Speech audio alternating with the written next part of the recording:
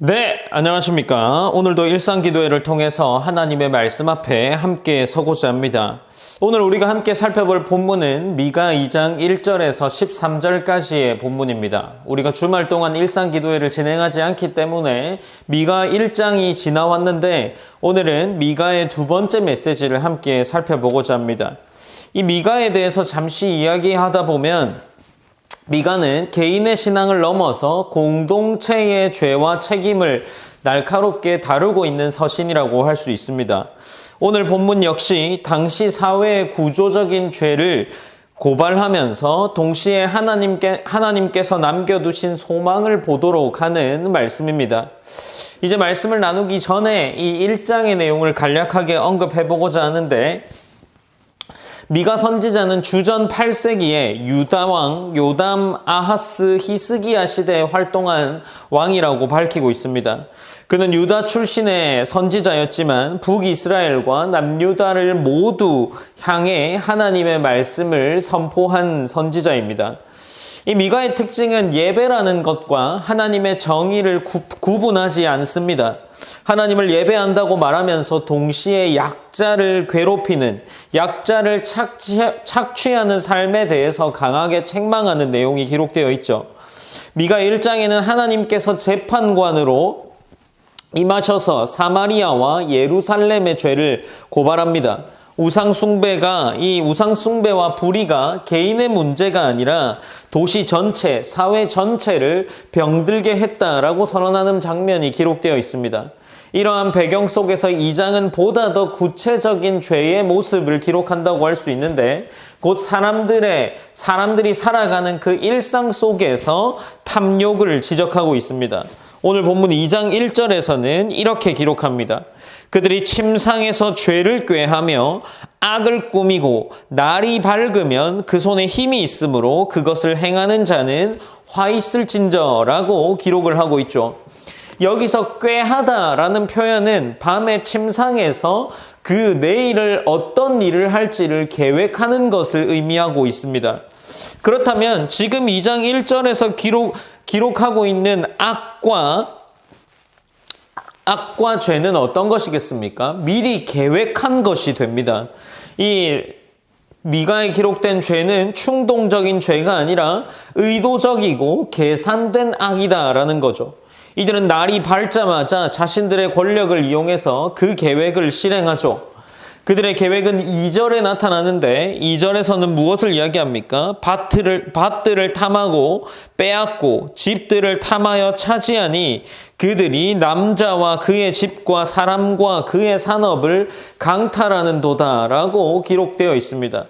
어떻습니까? 그들이 밤에 침상에서 꾀했던 죄악이 무엇인지를 밝히는데, 이것이 어떻게 연결된다라고 할 때 땅과 연결되는 것을 확인할 수 있습니다. 그런데 그 땅은 무엇입니까? 하나님께서 분배하신 언약의 땅의 질서를 무너뜨리는 그런 행위가 되는 겁니다. 3절에서 5절은 어떻게 됩니까? 하나님께서 그들에게 동일한 방식으로 심판을 선언합니다. 그들이 남의 기업을 빼앗은 것처럼 이제 그들 자신이 재앙에서 벗어날 수 없게 되는 거죠. 이 재앙에서 목을 빼지 못할 것이라는 표현은 고개를 더 이상 들 수 없게 된다라는 것을 의미하죠. 죄는 늘 통제 가능해 보이지만 하나님의 심판 앞에서는 통제할 수 없는 결과로 돌아옵니다. 이는 구조적인 악이 반드시 구조적인 심판으로 돌아온다는 것을 보여주고 있는 거죠. 이제 6절에서 7절까지는 백성들이 선지자의 말을 거부하는 장면이 나옵니다. 그들은 예언하지 말라라고 이야기를 하죠. 불편한 말을 듣고 싶어 하지 않습니다. 그것이 하나님의 말씀임에도 불구하고 그들은 거부하려 합니다. 그러나 하나님은 자신의 말씀이 정직한 자에게는 생명이 된다라고 말하죠.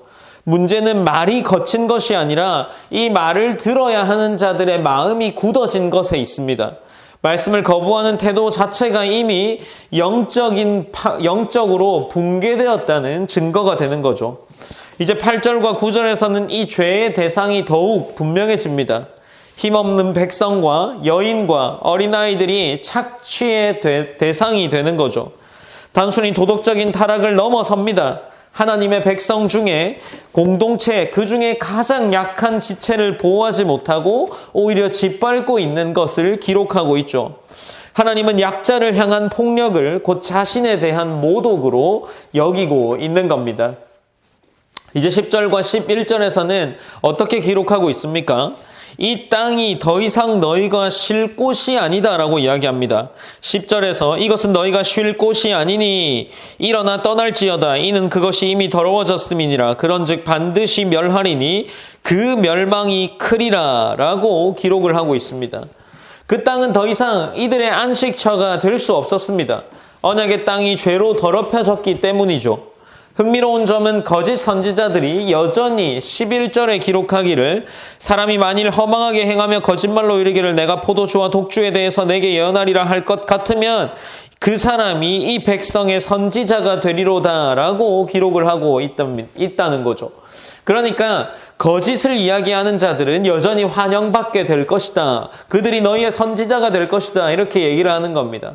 이는 사람들이 진리보다 그들에게 좋은 말 해주기를 기대하고 있는 것을 말하고 있는 거죠. 이제 12절과 13절에서 분위기가 전환되고 있습니다. 하나님은 남은 자들을 반드시 모으겠다라고 약속하시고 흩어진 양들을 우리에 모으는 것처럼 하나님께서 친히 그들 앞에 길을 여시는 분으로 등장합니다. 여기서 길을 연다라는 것은 장벽을 부수고 앞장서는 왕의 이미지가 드러납니다. 심판으로 끝나지 않았고 이들을 회복시키겠다라는 하나님의 의지가 분명하게 드러나는 것이 오늘 본문에 기록되어 있습니다. 그렇다면 이 본문에서 우리가 무엇을 생각해 볼 수 있을까요? 우리는 하나님의 말씀을 삶의 불편한 부분까지 비추는 빛으로 받아들이고 있는가 하는 겁니다. 아니면 나에게 감명 깊고 듣기 좋은 것만 선택하고 있느냐?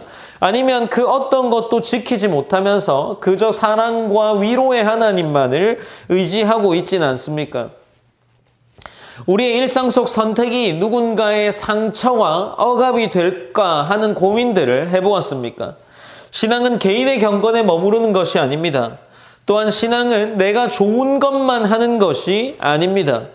이 신앙은 누군가에게 영향을 주게 되어 있고 이 신앙이라는 것은 나의 삶을 불편하게 바꾸어 가야 한다라는 겁니다.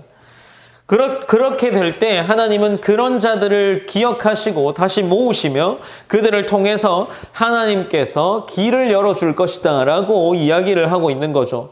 우리 이 본문을 통해서 함께 한 주를 시작하면서 기도했으면 좋겠습니다. 이 말씀이 나를 불편하게 할 때 그 말씀을 물리치고 무시하는 것이 아니라 말씀을 온전히 받아들임으로 말미암아 내 삶에 변화가 있기를 기도하고 또 기대했으면 좋겠습니다.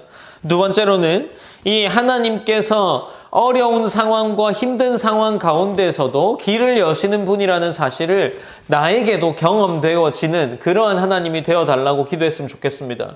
우리가 말씀과 우리의 삶을 위해서 기도하시고 제가 일성기도회로 기도함으로 오늘 일상기도회를 마무리하겠습니다. 사랑의 하나님 감사합니다. 늘 우리에게 주어지는 말씀을 통해서 오늘도 일상기도회를 시작하며 한 주를 시작합니다. 하나님 우리가 이 말씀을 통해서 우리의 삶을 돌아보게 하시고 오늘 이 미가서의 말씀을 통해 우리에게 주시는 것이 말씀이 나를 변화시켜야 한다는 것, 그것이 불편하고 그것이 나에게 감정적으로 좋지 않은 느낌을 줄지라도 우리의 삶을 말씀에 맞추어 나가야 하는 것이 이 악과 죄를 꾀하지 않는 길이라는 것을 말하고 있습니다. 하나님 우리가 그러한 삶을 살 수 있도록 하나님이 인도하시고 이끌어가 주시옵소서. 또한 하나님이 그렇게 살아가는 모든 자들을 통해서 그런 자들 앞에서 길을 열어주시는 분이 된다는 것을 우리가 믿음에 나아갈 수 있게 하시고 또 우리 앞에 신앙을 지킬 때 길이 열리는 것을 경험함으로 하나님을 더욱 신뢰할 수 있는 그러한 일상교회와 하나님의 자녀가 될 수 있도록 인도하여 주시옵소서. 모든 영광 하나님께 올려드리며 살아계신 예수님의 이름으로 기도드립니다. 아멘.